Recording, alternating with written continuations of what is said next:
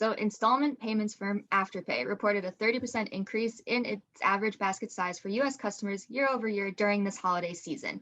So these users access the platform online and in physical stores. And then interestingly, the most popular products included thermal knit socks and pajamas from Old Navy, Crocs, and fleece lined boots and slippers. So I think this story makes sense. It's obvious that I think more and more people are trying out installments, and whether you were strapped for cash this holiday season, living paycheck to paycheck, or I think this is also a great time for people if they're going to try out Afterpay or a similar company, you might as well do it for the holidays. I think it's definitely interesting that people are purchasing from Old Navy because I normally think of using these installments for like a really big purchase. So I can only imagine how many products they're buying from Old Navy and Crocs and all these things. But yeah, I'm curious to hear what you guys think.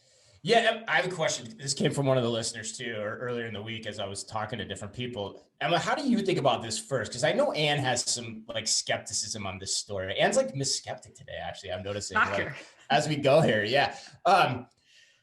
Are you buying like this big increase, like 30%? Because the interesting thing when you think about that, like I'm curious, how do you interpret this? Like, are people, they're essentially paying 30% more if the basket size is going up to then pay on installment.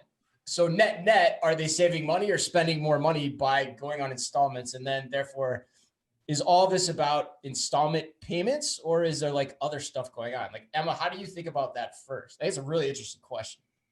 Definitely. There's a lot of skepticism about paying in installments and whatnot. But I think to me, this headline means that people just put more items in their cart or spent more in total, or they're going to be spending more in total. And I can't say for sure, I'm not entirely sure of the policies of Afterpay, but I mean, if they have a big interest rate on there, then yeah, you're going to be paying more in the long run. But lots of these companies don't actually charge that much interest. But I think lots of people don't understand these kind of services because they're not living paycheck to paycheck. Like until you're really in that mindset, I don't think this makes sense. But when you are that kind of person, it's just a logical way to split up how you buy things.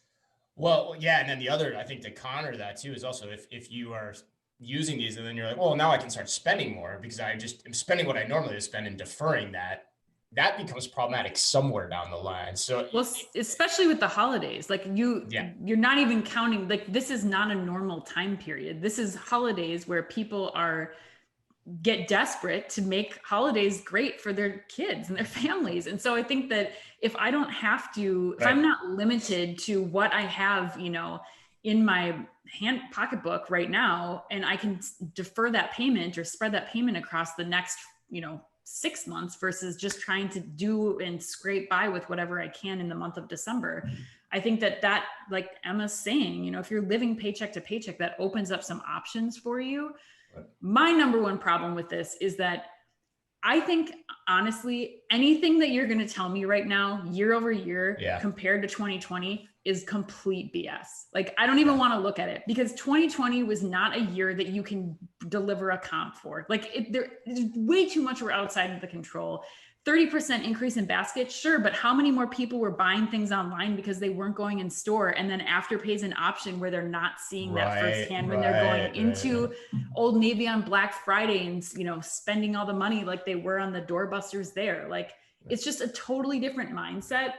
However, I think that net, it's something that retailers, from independent retailers to the larger retailers out there, need to have a plan for, because Afterpay or Sezzle or any of these other companies are becoming as ubiquitous as free shipping. And so it's something that you're going to need to be prepared for when you start to look at your e-com strategy for the next year and beyond.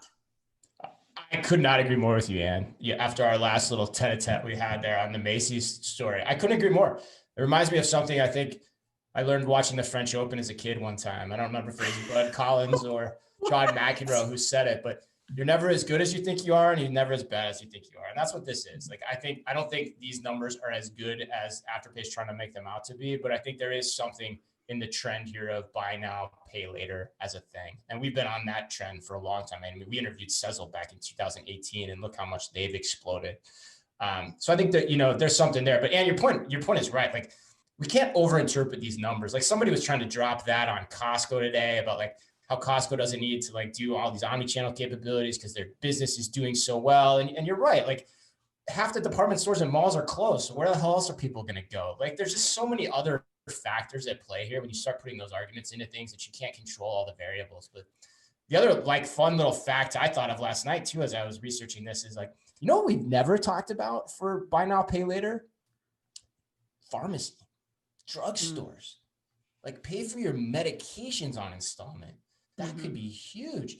Like I got, Walgreens fail, by the way, for everyone listening. Walgreens for 24 hours has not been able I have not been able to transmit a delivery order. And I called them up, called their service line. I'm like, what's going on? They're like, system-wide issue, can't do anything about it. I'm like, gee, thanks. Fortunately, I don't need my medication like right away, but there's probably people that do who can't go into the store. Figure out a manual workaround and get a better customer service solve on that one, Walgreens. And I know all the loyal listeners from CVS are probably pretty stoked that I'm saying that right now. But anyway, like I think that's a big business too that like people haven't even thought about or tapped into yet. Like, prescription drugs can be hundreds of dollars. Like